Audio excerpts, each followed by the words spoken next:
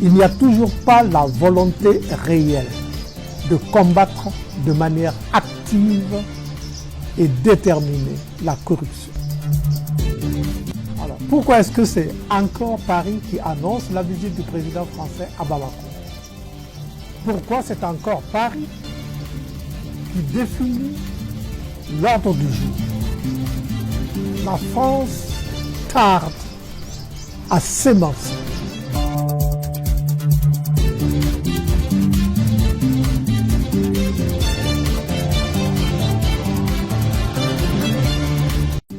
Mesdames, Messieurs, bonjour, bonsoir. Bienvenue à la 5e édition de notre contact hebdomadaire.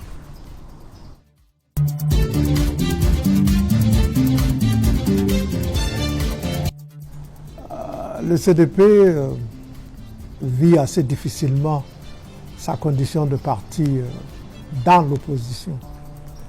Un parti qui est né dans le pouvoir et qui était habitué au pouvoir.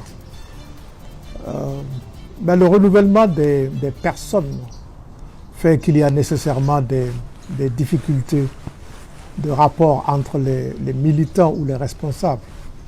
Il y a également le rôle très présent du président d'honneur de ce parti qui ne facilite pas la bonne marche du parti parce qu'il y aurait différentes allégeances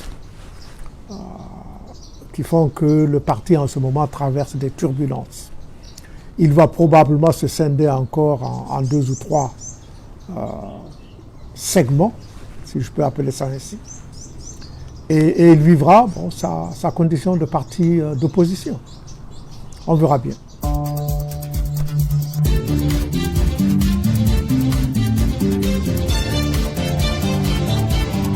Il est heureux que la CEDEAO ait créé cette task force pour travailler régulièrement à la libéralisation des échanges entre les 15 membres de la CEDEAO et surtout pour la libre circulation des personnes et des biens.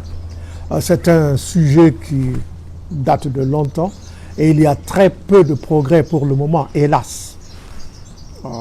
Il y a beaucoup de goulots d'étranglement, mais surtout, même à l'intérieur de chaque pays, il y a des contrôles intempestifs de ce qu'on appelle les forces de l'ordre, qui en réalité rackettent les passagers.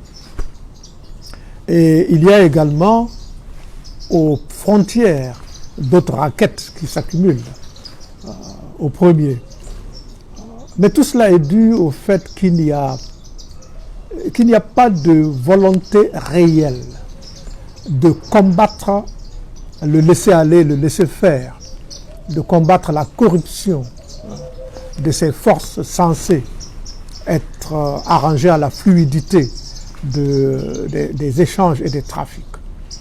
Mais task force, c'est bien, mais quelle que soit la qualité de ces membres-là, quel que soit le nombre, la régularité des visites que les membres de cette task force feront à l'intérieur du pays ou à travers les pays, s'il n'y a pas de sanctions au plus haut niveau, à la police, à la douane, à la gendarmerie, aux eaux et forêts, etc., de toutes les instances qui s'occupent de gérer la libre circulation des personnes et des biens, on sera toujours dans un éternel recommencement. Il faut combattre la corruption.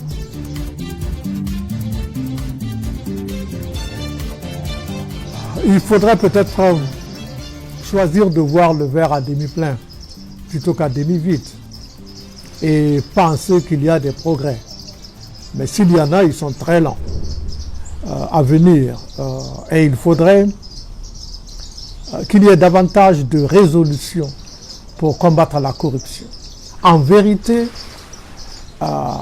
chez nous comme dans beaucoup d'autres pays, il n'y a toujours pas la volonté réelle de combattre de manière active et déterminée la corruption.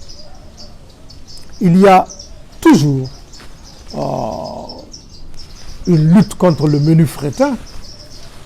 Et les gros poissons, eux, sont toujours à l'abri, hélas. Mais ce faisant, l'État perd énormément. L'incivisme gagne du terrain. Et la corruption devient une pandémie,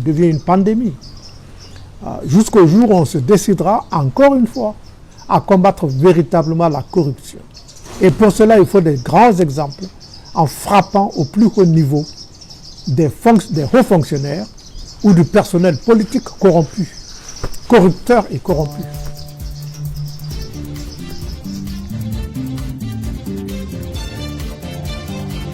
Il y a la raison officielle qui est donnée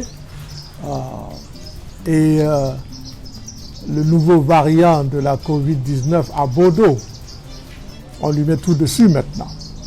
La réalité serait, je dis bien serait, que Paris et Bamako ne se seraient pas entendus sur le format et sur le contenu de la visite du président français à Bamako. D'abord, il faut redire que c'est Paris qui annonce la visite du président français à Bamako. Ce n'est pas Bamako qui dit « nous avons invité et nous allons recevoir le président français ». Deuxièmement, c'est Paris qui dit, parmi les sujets à débattre, à discuter, il y a deux principalement. Il y a la définition de la date des élections au Mali et il y a la question de la milice Wagner. Alors, pourquoi est-ce que c'est encore Paris qui annonce la visite du président français à Bamako? Pourquoi c'est encore Paris qui définit l'ordre du jour? Encore une fois, et on le répétera sans arrêt, la France tarde à s'émanciper de la lourdeur de ses rapports avec ses anciennes colonies. En Afrique, surtout francophone, Afrique de l'Est, de l'Ouest et Afrique centrale. Quand est-ce que la France viendra à comprendre que les temps ont changé, qu'elle ne peut plus dicter aux pays africains, quels qu'ils soient, leur agenda et ce qu'ils veulent voir venir? Au nom de quoi la France se donne le droit d'imposer des élections au Mali en février 2022. Au nom de quoi? Même la CEDEAO devrait avoir l'humilité de ne pas imposer cette date. Est-ce que la CEDEAO a empêché les présidents Ouattara et Condé de s'octroyer un troisième mandat? Est-ce qu'elle l'a fait? Non. Pourquoi attend-elle un coup d'État au Mali pour imposer une date pour des élections? Et pourquoi est-ce que la CEDEAO, je ne parle même pas de la France, n'arrive toujours pas à comprendre que des élections rapides, immédiates au Mali seraient amener un nouveau gouvernement qui fera la même chose que le gouvernement passé. Et qui donc, ce pays verra donc un autre coup d'État. Peut-être dans 2 ans, peut-être dans 3 ans, peut-être dans 4 ans. Puisque ce qu'on appelle pompeusement le paradigme n'aura pas changé. La manière de gouverner n'aura pas changé. Le personnel politique sera dans la même mentalité. Alors, pourquoi se hâter? Il faut aujourd'hui comprendre les nouveaux dirigeants à Conakry qui, eux, semblent avoir leur programme et semblent vouloir vraiment changer de chemin pour un nouveau départ de la Guinée. Il faudrait que la CEDEAO et que d'autres partenaires, on les appelle partenaires, arrivent à comprendre cela. Mais s'il faut simplement condamner les coups d'État, aller immédiatement à des élections et recommencer comme avant, alors à quoi cela aura servi? Pourquoi cette myopie de la part de la CEDEAO. Pourquoi ce dogme? Oui, il faut interdire les coups d'État. Oui, on ne doit pas accéder au pouvoir par la force des armes. D'accord. Mais il faut préparer et installer les conditions qui enlèvent à l'armée toute excuse, tout prétexte pour s'immiscer dans la gouvernance. C'est ce qu'il faut faire. Mais il ne faut pas simplement dire vous n'avez pas le droit de venir, retourner dans les casernes. C'est trop facile. Et ce n'est pas parce que ça ne se fait pas dans certains autres pays qu'il faut trouver normal de dire que c'est un péché de faire un coup d'État. Je ne vais pas jusqu'à dire qu'il y a de bons coups d'État, mais je veux que l'on comprenne les causes des coups d'État avant de retourner à la routine comme avant. Pourquoi est-ce que la France et aujourd'hui le département d'État et la Maison-Blanche à Washington s'émeuvent tant, élèvent la voix et le ton sur le Mali pour non pas déconseiller, mais menacer de représailles, ajouter l'Union européenne, si Wagner venait au Mali. En quoi la France, l'Union européenne, les États-Unis sont plus concernés que le Mali et les Maliens de la présence de Wagner au Mali? Je trouve ça très curieux qu'il soit plus royaliste que le roi, pour utiliser cette expression esselée. Le président Macron n'a-t-il pas été jusqu'à dire que nous faisons 7 enfants par femme et que, ce faisant, nous ne pouvons pas nous progresser du point de vue économie, développement, parce que notre démographie était galopante. Au nom de quoi se perd-il cette impertinence? Au nom de quoi?